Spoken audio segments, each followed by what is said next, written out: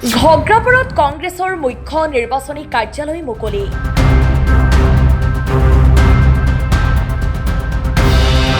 বিজেপিয়ে কংগ্ৰেছৰ প্ৰাৰ্থীক ভয় ভাবুকি দিয়াৰ অভিযোগ অশোক শৰ্মাৰ। চৰকাৰখনৰ দুৰ্নীতি বা তেওঁলোকৰ ভয় ভীতি আৰু প্ৰলোভনৰ কাৰণে আজি সৰ্বসাধাৰণ ত্ৰাহি মধুসূদন দেখিছে। নলবাৰী সমষ্টিৰ ঘগ্ৰাপাৰ জিলা পৰিষদৰ প্ৰাৰ্থী আৰু 19 নং গাঁও পঞ্চায়তৰ আঞ্চলিক পঞ্চায়তৰ কংগ্ৰেছ প্ৰাৰ্থীৰ এটি মুখ্য নিৰ্বাচনী কাৰ্যালয় শুকুৰবাৰে সন্ধিয়া মুকলি কৰে নলবাৰী সমষ্টিৰ প্ৰাক্তন বিধায়ক তথা কংগ্ৰেছ নেতা অশোক শৰ্মাই। দক্ষিণ ঘগ্ৰাপাৰ ৰেল ষ্টেচনৰ সমীপত নিৰ্বাচনী কাৰ্যালয়টো মুকলি কৰি প্ৰাক্তন বিধায়ক অশোক শৰ্মাই মুখ্যমন্ত্ৰী ডক্টৰ হিমন্ত বিশ্ব শৰ্মা আৰু বিজেপিৰ বিৰুদ্ধে সৰব হৈ পৰে। আনহাতে পঞ্চায়ত নিৰ্বাচনত বিজেপিয়ে বিৰোধী কংগ্ৰেছ প্ৰাৰ্থীক ভয় ভাবুকি প্ৰদান কৰা বুলি অভিযোগ কৰি কয় যে পঞ্চায়ত নিৰ্বাচনত বিজেপিৰ হৈ আৰক্ষীক ব্যৱহাৰ কৰা হৈছে। ঘগ্ৰাপাৰ ব্লক কংগ্ৰেছৰ সভাপতি প্ৰাঞ্জল ডেকাই আঁত ধৰা অনুষ্ঠানত অসম প্ৰদেশ কংগ্ৰেছ কমিটিৰ সম্পাদক প্ৰদ্যুৎ কুমাৰ ভূঞাও উপস্থিত থাকে। এই অনুষ্ঠানত কংগ্ৰেছ নেতা তথা অধিবক্তা দিলীপ চৌধুৰী, নলবাৰী জিলা কংগ্ৰেছৰ সাধাৰণ সম্পাদক লুৎফুৰ ৰহমান, সামাজিক মাধ্যমৰ অধ্যক্ষ উদ্দীপন পাটোৱাৰী, নলবাৰী জিলা মহিলা মৰ্চাৰ সভানেত্ৰী বিতুমণি দেৱী, ঘগ্ৰাপাৰ জিলা পৰিষদৰ কংগ্ৰেছৰ প্ৰাৰ্থী বিজয় কুমাৰ তালুকদাৰ, 19 নং ঘগ্ৰাপাৰ আঞ্চলিক পঞ্চায়তৰ সদস্য পদৰ কংগ্ৰেছৰ প্ৰাৰ্থী অনিতা দাস, শিলপুটাবৰী লাটিমা গাঁও পঞ্চায়তৰ আঞ্চলিক পঞ্চায়তৰ সদস্য ফুলকুৰি পাটোৱাৰী, খাটাগাঁও পঞ্চায়তৰ আঞ্চলিক পঞ্চায়তৰ সদস্য কংগ্ৰেছৰ প্ৰাৰ্থী দিলীপ ডেকা, ঘগ্ৰাপাৰ ব্লক কংগ্ৰেছ সম্পাদক উছমান আলী, উপ-সভাপতি জয়ন্ত তালুকদাৰ, হৰকান্ত হালৈ, শামছুল আলী, মণ্ডল সভাপতি জিতেন শৰ্মাকে ধৰি 2 শতাধিক দলীয় কৰ্মীয়ে অংশগ্ৰহণ কৰে।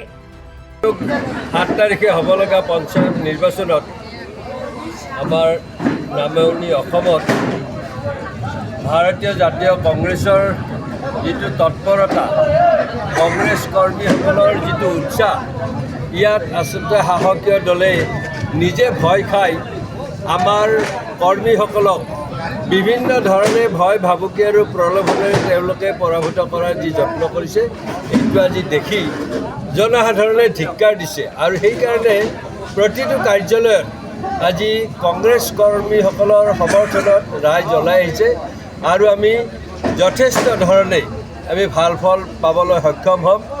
যোৱা কিছুদিন আগত নলবাৰীৰ বিধায়কগৰাকীয়ে কৈছিল যে নলবাৰীত কংগ্ৰেছে নাই, যিখিনি শেষ কৰিবলৈ তেওঁক মাত্ৰ এদিনে লাগে, বা দুদিনমান আগত কৈছিল যে নলবাৰীত বিৰোধীয়ে নাই।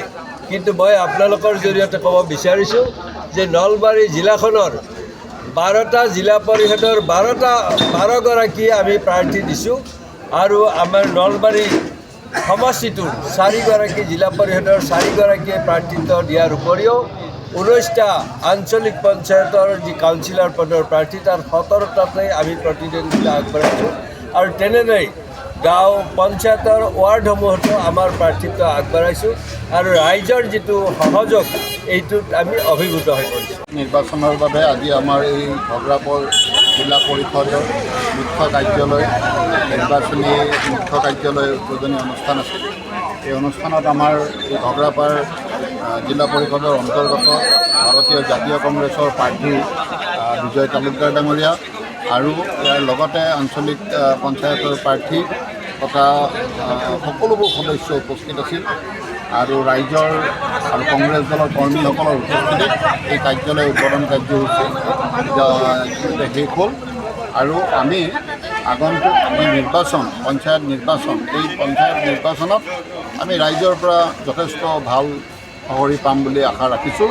আৰু ইতিমধ্যে দেখা গৈছে নলবাৰীৰ বিভিন্ন অঞ্চলত য'ত আমাৰ প্ৰাৰ্থীসকল গৈছে, ৰাইজে যথেষ্ট সহায় আগবঢ়াইছে আৰু এটা নলবাৰী জিলাত, অসমৰ লগতে নলবাৰী জিলাত এটা ভাল ফলাফল হ'ব বুলি আমি আশা ৰাখিছোঁ। News desk report, Assam time. ঘৰত আনন্দ আৰু সম্পৰ্কৰ চমক বজাই ৰাখিবলৈ জৰুৰী হৈছে সকলো আনন্দময় মুহূৰ্তত মৰমৰ উপহাৰ দিয়াটো। সেইবাবে মধুশ্ৰী জুৱেলাৰ্ছে আনিছে সকলো ৰঙীন ক্ষণৰ বাবে বিশেষ গহনা। হীৰাৰে হওক, সোণৰে হওক বা ৰূপৰে হওক, শ্ৰেষ্ঠ ডিজাইনছ আৰু হলমাৰ্কযুক্ত গহনাই ৰাখে সম্পৰ্কক নিখুঁত। তেনেহ'লে আজিয়ে আনক আনন্দ মধুশ্ৰী জুৱেলাৰ্ছৰ সৈতে।